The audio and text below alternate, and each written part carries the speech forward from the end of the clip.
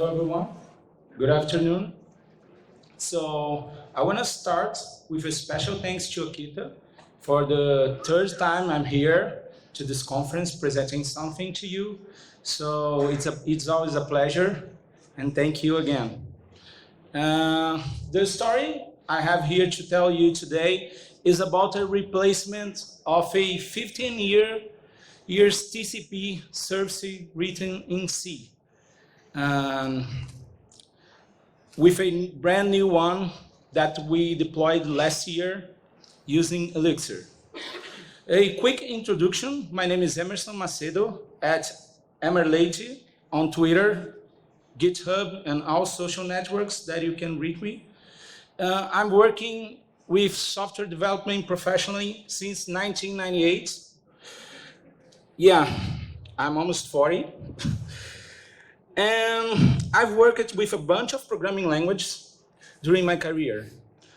Things like COBOL, Perl, Code Fusion, and lots of strange ones.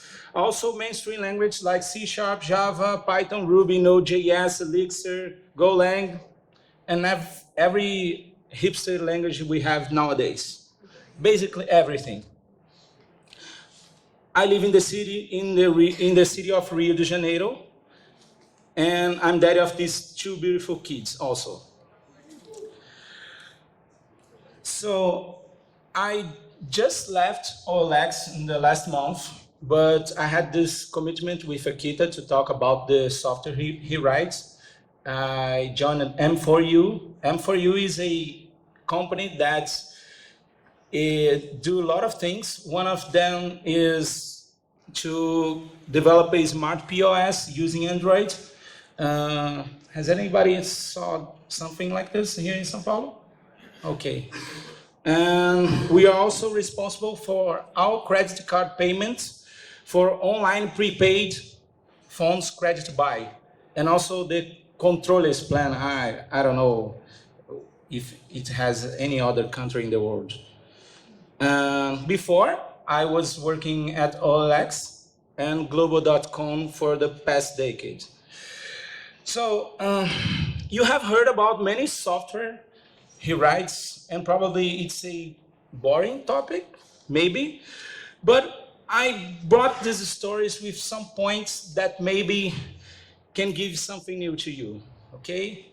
So this is the Maracanã Stadium in 2010, and what was the reason to rebuild the entry stadium?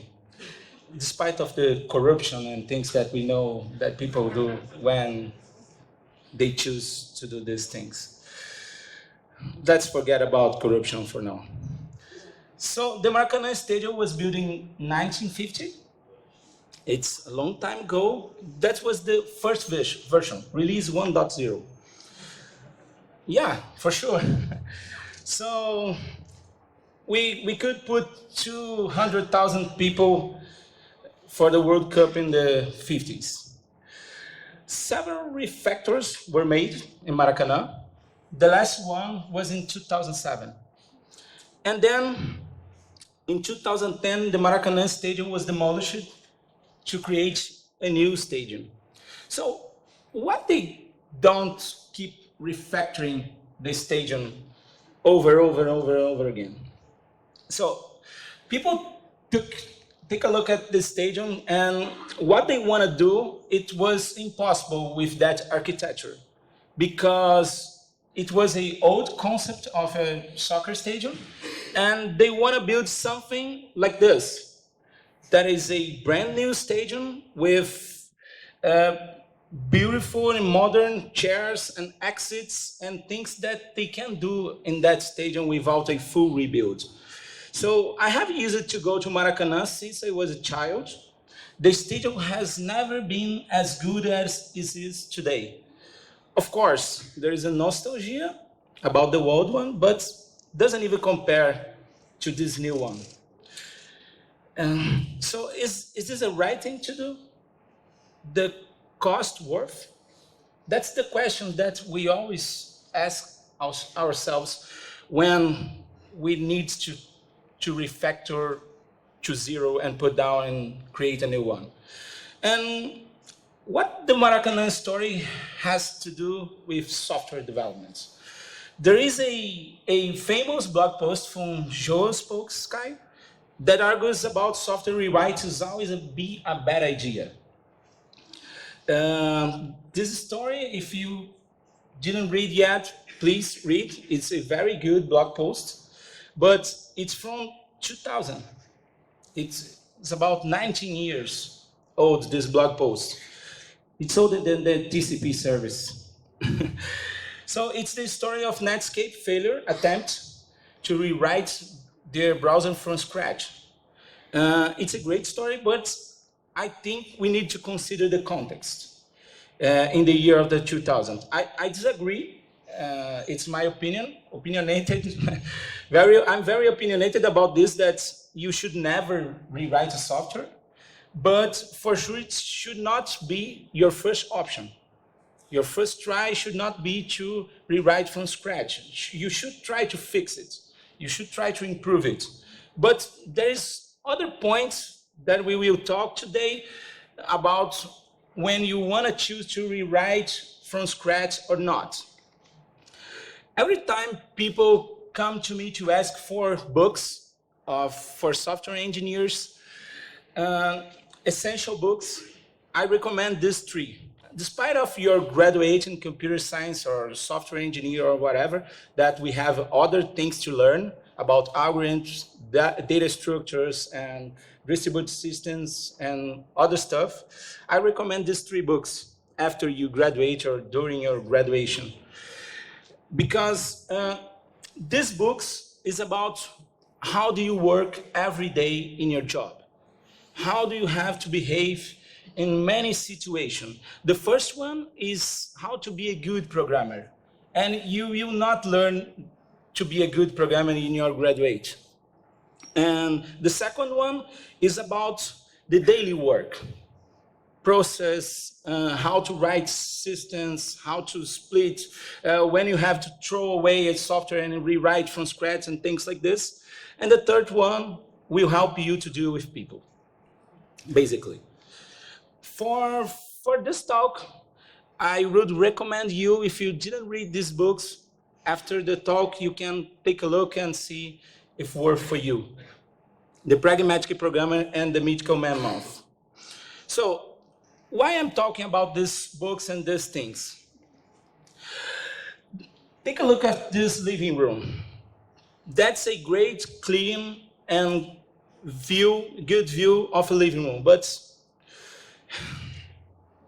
let's take a look back.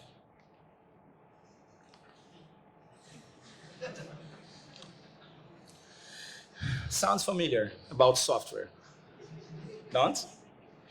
So the internal of softwares is probably often different from when you see in the front. People like to say front-end developers do beautiful things and back-end developers do the bad things. And most of the time it's true. Because if you put ugly stuff in production, you have problems with the stakeholders, for sure. But if you put a messy code, nobody will see. We know that. So that beautiful web page, mobile app, swiping your fingers and great user experience, but the code base maybe looks like this. So what's the point here? In the Pragmatic Programmer, we have a code from Andrew Hunt that says, when disorder increases in software, programmers call it software rot. So what is software rot? It's basically when you start software, you release 1.0, you keep going and iterating into the software, releasing new versions, maintain the software, and in certain moments we stop to do anything with this.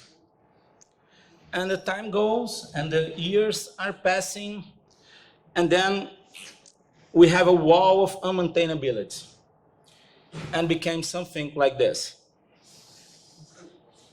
Yeah, it's like if you don't brush your teeth, it will rot too. of course. So, with this point taken, let's talk about marketplace. This is the Acari street market in Rio de Janeiro.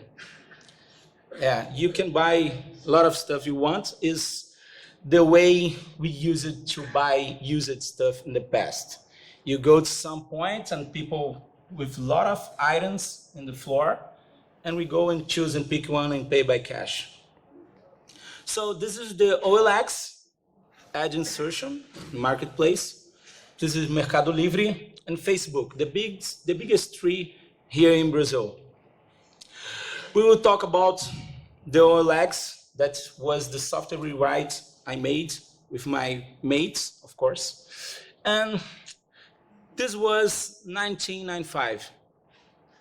In 1995, we had a TCP service inside a monolith created by the OLX International Holding.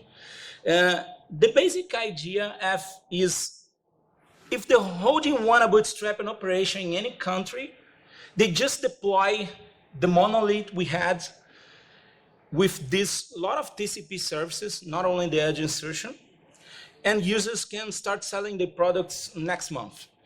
You don't need to build a software from scratch.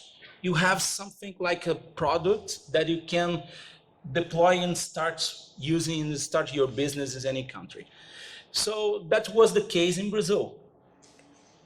And it was written in 1995. For 1995 is a good software, but it can only handle few users. That was 1995. So this is something like a screenshot of Ad Insertion mobile. And the architecture for the old TCP service is something like this.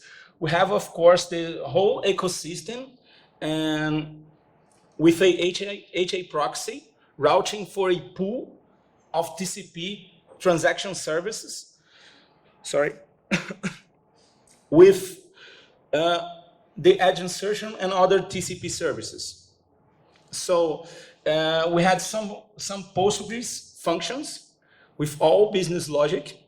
You know what I mean if you are writing software since the 90s. A lot of logics inside the database. So what's wrong with this software? For 1995, nothing. For 2018, 2019, a lot of problems. So we had no single line of automated tests. We had a lot of memory leaks because, nobody knows how to program in C. Nobody, almost nobody. High cost infrastructure. And the Ad Insertion was a single file with 2,000 lines of C code. Imagine like this. I finished state machine, a lot of P threads, mutex, malloc, free. And it was an ad-hoc TCP with plain text service protocol. So basically you communicate with a positional string, like we did in COBOL in the past, and you pass the string split it by semicolons, and you know the mess, what is this? So, and also we had 400 lines of business logic in a single Postgres function for Ad Insertion. As I said, this external view is offering a very nice view. And this is the code base in architecture. So let's see some code. Can you read there? I'm not sure, but maybe people in the front. So we have this code has a lot of mutex and pthreads handling, and it's very easy to do bad things here. And when we started thinking about a rewrite, we took a look and improved a lot of things with problems here. before we decided that this software rots and we have to throw it away. That's the bad thing. Nobody knows how to program multi-thread well. It's another truth by myself. It's very complicated, especially using POSIX threads. It's a very low level of abstraction. It's not the level of abstraction we want to do today, right? The lack of a standard protocol leads the people to use a ad-hoc command parse of the strings. Remember, it's 1995, so that's okay, but not suitable for 2018, 2019. There was also other stuff like daemon ad-hoc handle and PID handle, PID handle. And we also had a finite state machine to execute the instructions and the life cycle of the ad insertion, and an ad hoc SQL template. More things. Memory allocation by hand and memory cleanup. Can you see the problem here? A single code error and lots of memory leaks. Of course, we don't want to deal with this today. And this is only the beginning of the Postgres function. So we have 32 parameters to insert. Most of them are not necessary, but who knows if you don't pass anything or any empty string. And also we had arrays of arrays in some parameters, so the payload could be huge. And we decided to think about a complete rewrite. There is another code from Fred Brooks, the mythical man month, that he probably agrees with me. In most projects, the first system build is very usable. Hence, plan to throw one away. You will throw anyhow. So I consider a huge victory this software to be written in 1995 and be up and running until 2018. So we created the new version only last year. We evaluated the scenario and decided to create a new service. So in 2018, OLX decided to use Elixir for the new service. And we could use Golang or other language. The purpose here is not to argue about the language itself. It could be another talk, but the steps in the strategy to the rewrite without a service interruption is the best part. That is the key takeaway that we can talk here today. So the Ad Insertion service, it is a new architecture, but almost the same internally. So how this new version is better? So we started using standard HTTP plus JSON service protocol. Also standard AWS plus ECS terraformed infrastructure. So what's not good yet in the first release?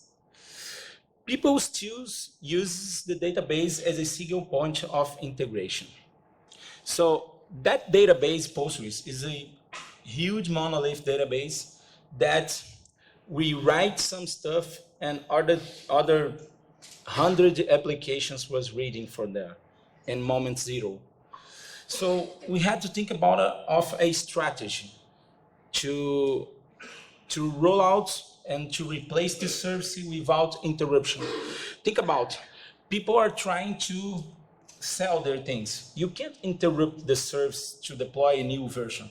You have to create a strategy that you can replace the old version with a new one without the interruption of the service. And we had a lot of, it seems easy, but we had a lot of integrations through the database and old contracts in the edge that we had to think about. So in the macro view of the architecture, we are not showing anymore here only the services, but a little wide vision with the front end talking HTTP plus JSON, and the old backend talking TCP and plain text with the TCP Ad Insertion C version. So using the ad-hoc plain text service protocol. And the new one is almost the same in that part, that is using standard HTTP JSON service protocol. So we decided to replace only 2 boxes in the architecture because that was our Pareto. We need to replace only the parts in the first release that was the pain. So the same JSON, so we keep it the contract. This is the new code. We got in this code we get the old payload and transform to the new internal contract, but we keep the compatibility with the old JSON payload in the edge for mobile, for web, and any other device. So we make an automatic parse and keeps going. It was important because we have thoughts about other approaches to replace the service and rewriting the API calls in the clients, but it doesn't worth the risks. So keeping the contract, we could replace the service without any issues or any downtimes. So people, when they ask us if the job were done about the replacement, it were done a month ago, without anybody knowing any issues about the replacement. So it's sometimes bad to keep the old and messy contracts, but it's worth when you have some part of your system that if you mess up, you will create a huge negative impact in all the company. So the team is replacing other parts, include the contract, but we choose to replace everything not at once. So it was a high risk movement. We also decided to keep sending metrics to StatsD with we had an old metric system that we hit on every Ad Insertion. So we could see how the rollout was going. So in the purple, I don't know if you can see, in the purple is the new version when we was rolling out, and the red is the old one. So we could compare the versions and take a look if anything were going wrong. We also had to preserve the data integrity in the monolith database because people were reading from there. So this is the code in Elixir, and also the Acto code that did the calls to Postgres query. Acto is de facto Elixir database interface communication. So let me show something else to you here, some other code before I go ahead.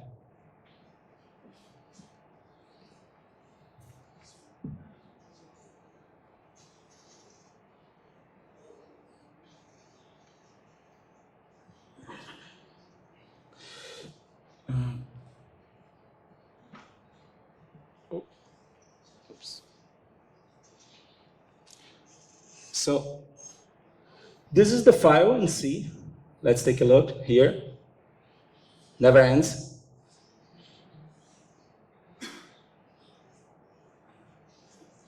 So as you can see, think about maintaining something like this without a single line of test.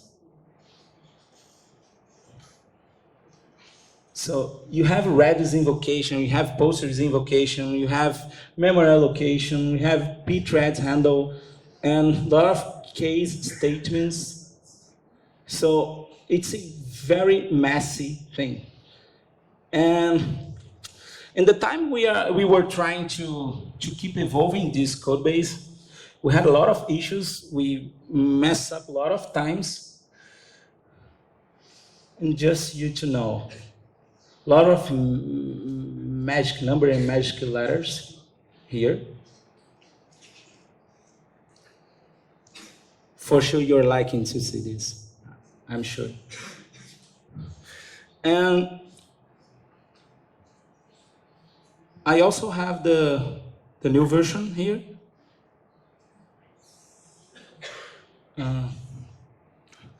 To get some screenshots, I put some spaces and messed the code a little bit. So the important thing I want to show you is this. Because we had to deal with compatibility, we had to use that SQL file, that old SQL file in the database, and insert with this 30 to 32 parameters. So because we had a plain insert and import from key accounts, vehicles and real estate. They need to do a mass insertion, and we have another Postgres SQL function that I will show you right now. This is the first function. Let's take a look. Very beautiful code. A lot of logic here. So this is not important. Just you to see that it's more than 400 lines and a lot of business logic here that I'm sure people doesn't grasp it entry yet. But let's return here for a little bit. Oh, I have one more thing to show you.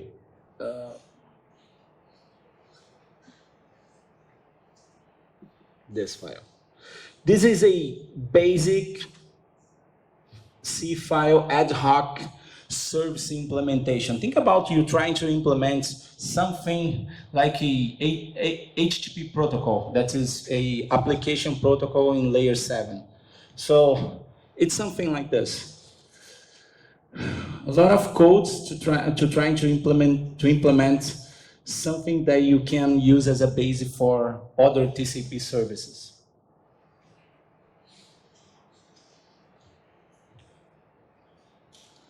Let's go here again. And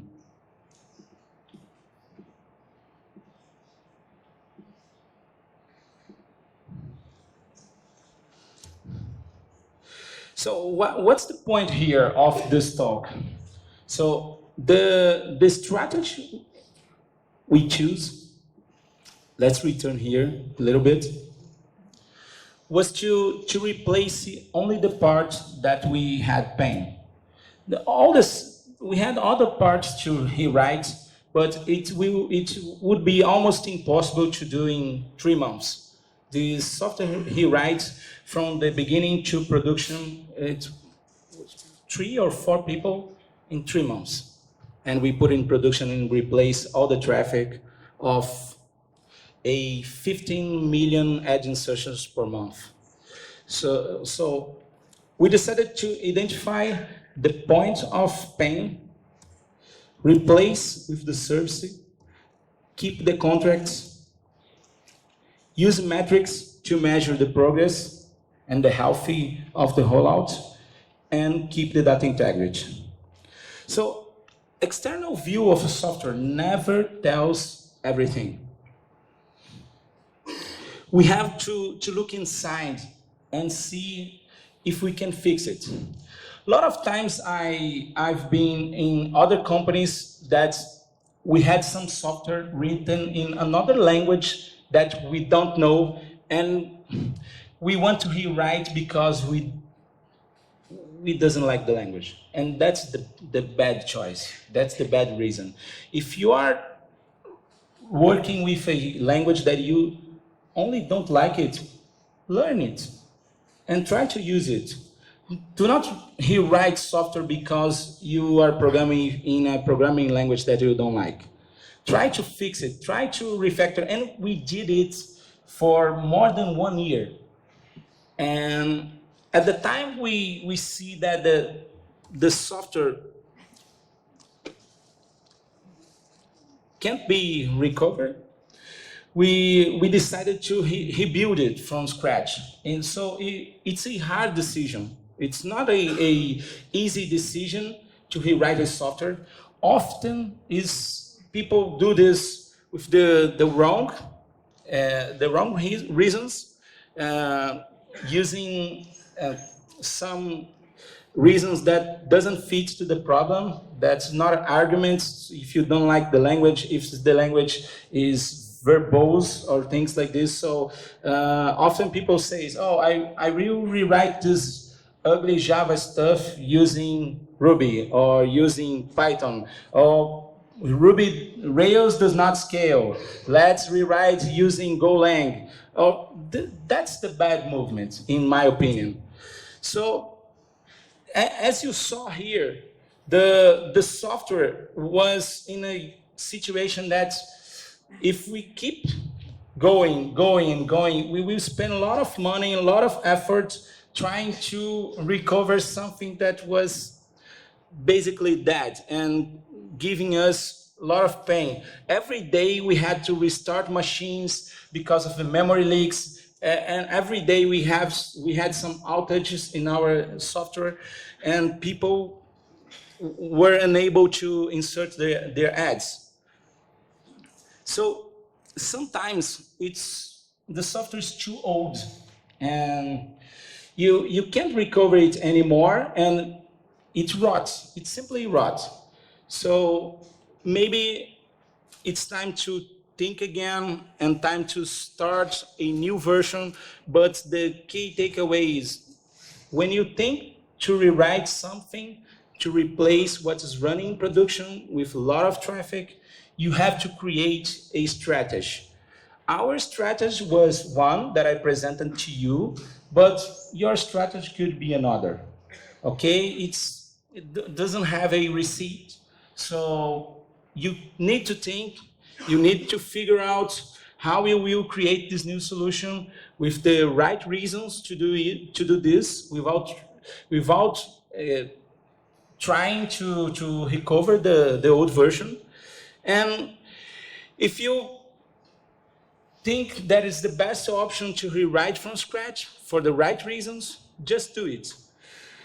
Probably you will get a modern, clean, and a new software with a new life cycle that maybe will survive for the next 5, 10, or 15 years.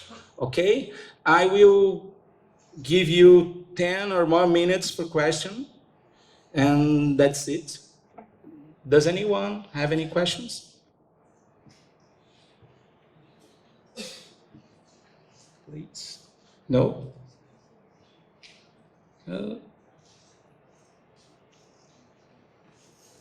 So if you want to talk after the talk, I will be here, okay? So thank you very much.